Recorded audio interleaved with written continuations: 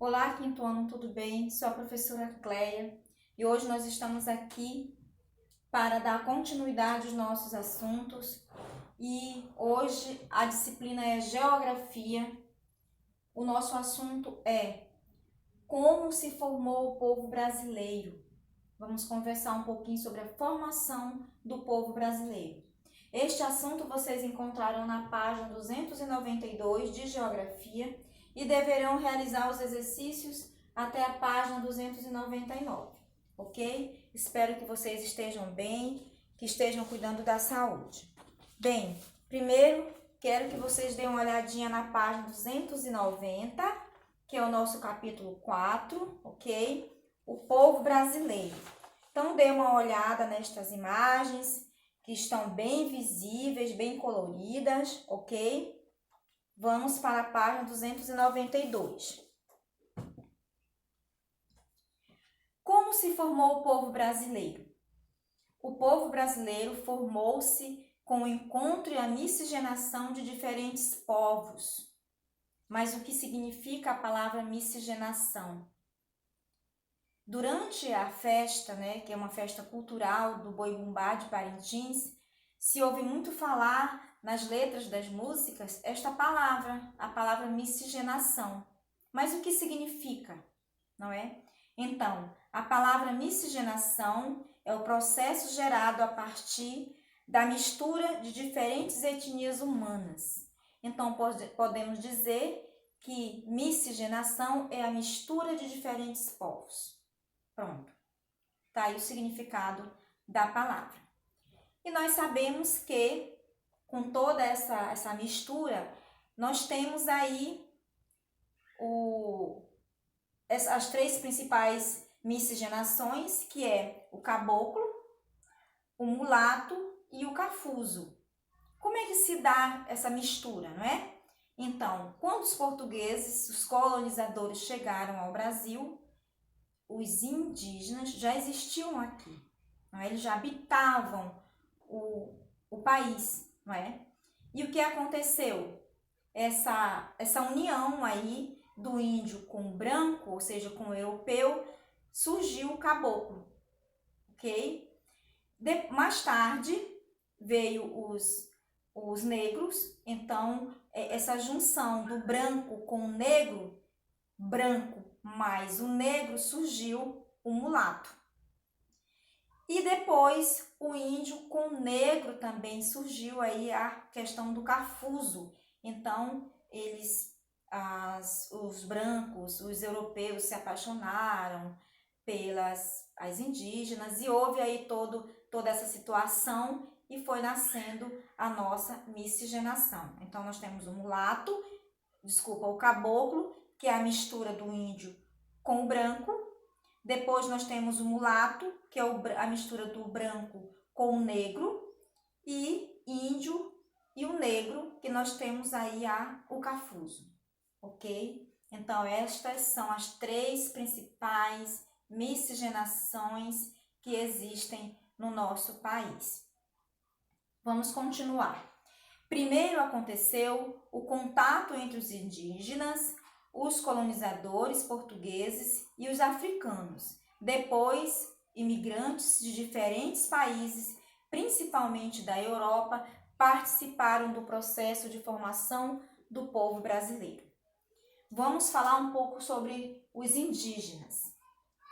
Antes da chegada dos colonizadores portugueses, em 1500, nas terras que atualmente correspondem ao Brasil, existiam diferentes povos indígenas.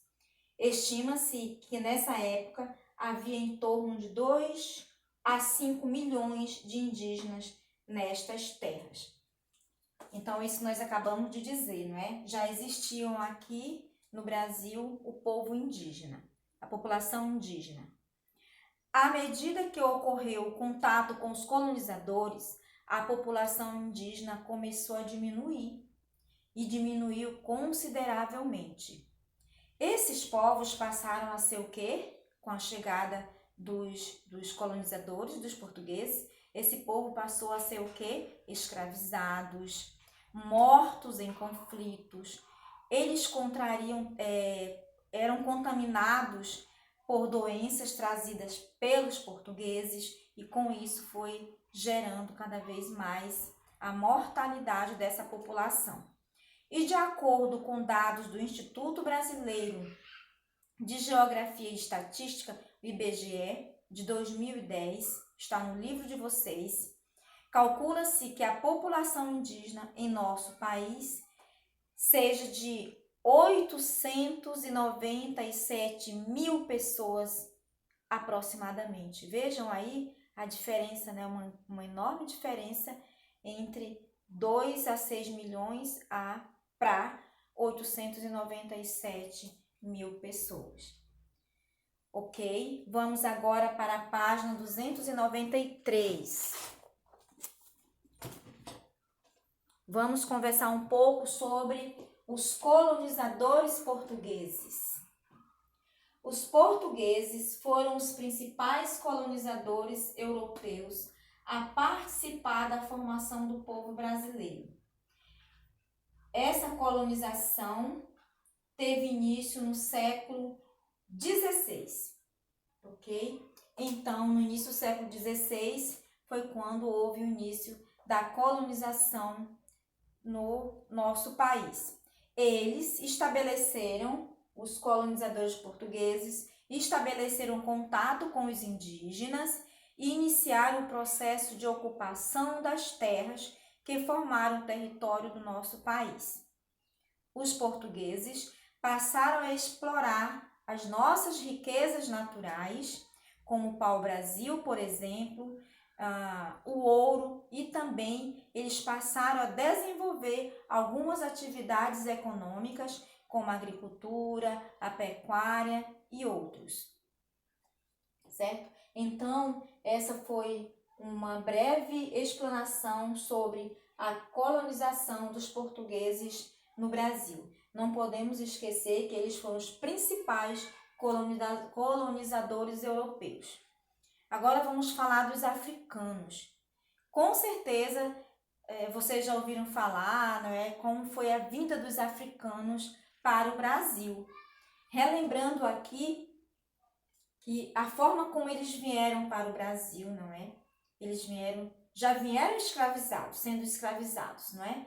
No porão de navios negreiros, né? Era o nome do que se dava os navios que traziam os negros para o nosso país. Então, eles já vinham com essa desvalorização, eles já vinham sendo escravizados. Isso aconteceu, a chegada dos africanos no nosso país, nos séculos XV até o século XIX. Cerca de 4 milhões de africanos foram trazidos para o Brasil para serem escravizados. Vocês já ouviram falar sobre essa questão da escravidão, não é? Então, esses povos eram obrigados a trabalhar nas lavouras, nos engenhos de cana-de-açúcar, nas construções, nas minas de exploração de ouro e de pedras preciosas, além de realizar trabalhos domésticos. Sofriam maus tratos, não tinham direito a uma alimentação saudável, a condição adequadas de moradia e muito menos a liberdade. Então, o povo africano, eles não tinham direito a uma alimentação, a uma boa alimentação, eles não tinham direito à moradia digna, eles não tinham direitos nem à liberdade. E era um trabalho forçado, desumano, era uma escravidão sem tamanho. Esse povo sofreu muito, não é? Os africanos sofreram muito. Por isso que surgiu a questão das comunidades quilombolas. Vamos para a página 294. Vamos conversar um pouco sobre os quilombos e quilombolas. Como foi que se deu esse processo todo? Como surgiu as comunidades quilombolas. Está no livro de vocês. Os locais de refúgio mais procurados pelos africanos escravizados que escapavam dos maus tratos e de trabalho forçado eram os quilombos. Então, eram comunidades que eles procuravam ali a se refugiarem. Nesses locais, nos quilombos, os africanos se abrigavam e criaram aí novas relações sociais. Os quilombos estavam organizados em comunidades, era assim que eles se organizavam. Com o fim da escravidão, algumas dessas comunidades foram mantidas e atualmente são habitadas por brasileiros livres, descendentes dos africanos escravizados. Esses descendentes são chamados quilombolas.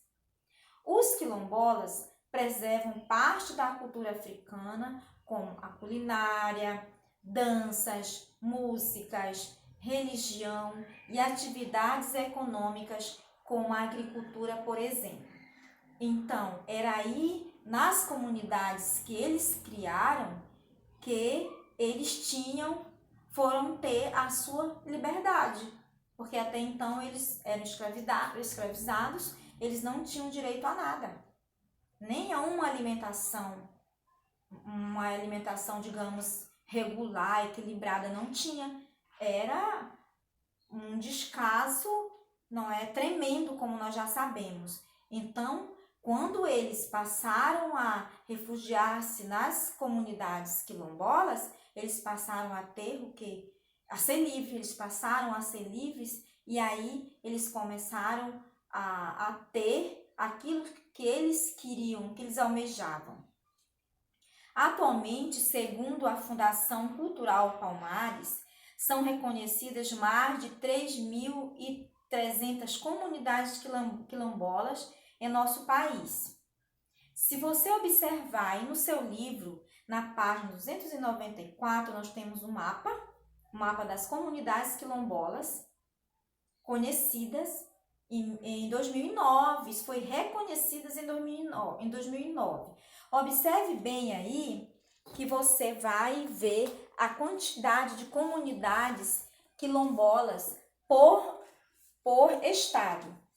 Observe aí o estado do Amazonas, com 8 comunidades quilombolas somente. E se você observar bem, lá no estado da Bahia, que é o estado que tem o maior número de comunidades quilombolas, com 801 comunidades, viu? Então, é o estado que abriga a maior comunidade quilombola, é o estado da Bahia. Vamos para a página 295. Vamos conversar um pouco sobre os outros povos imigrantes. Esses outros povos imigrantes, eles vieram para o Brasil em busca de uma vida melhor, em busca de trabalho, não é? Outros grupos de imigrantes também participaram da formação do povo brasileiro. Entre eles estão os italianos, os portugueses, os espanhóis, os japoneses, os alemães, os sírios, libaneses e turcos. Esses povos vieram para o Brasil principalmente entre os anos de 1870 e 1950. 1870 e 1950, em busca de oportunidade de trabalho e de melhores condições de vida. Estima-se que nesse período nosso país recebeu aproximadamente 4 milhões de pessoas. Atualmente, o Brasil continua recebendo imigrantes vindos de várias partes do mundo, porém em menor número, como os haitianos, por exemplo, os coreanos, os bolivianos e os venezuelanos, né? Então, os venezuelanos, a vinda dos venezuelanos para o Brasil é a mais recente que nós sabemos depois de toda aquela crise na Venezuela, né? Então, esses povos estão imigrando, mas com bem menos, um número bem reduzido de pessoas, sobretudo, né, a questão da Venezuela, devido a toda aquela crise que nós já sabemos que vieram em maior quantidade de pessoas. Então, foi esse o nosso assunto de hoje. Nós falamos um pouquinho sobre os indígenas, sobre os colonizadores portugueses, sobre os africanos e sobre outros povos que vieram que formaram a população brasileira, ok? Então, espero que vocês tenham gostado, leiam o livro, leiam essas páginas, fazem as atividades, ok? Então, um abraço a todos e até a próxima aula. Tchau!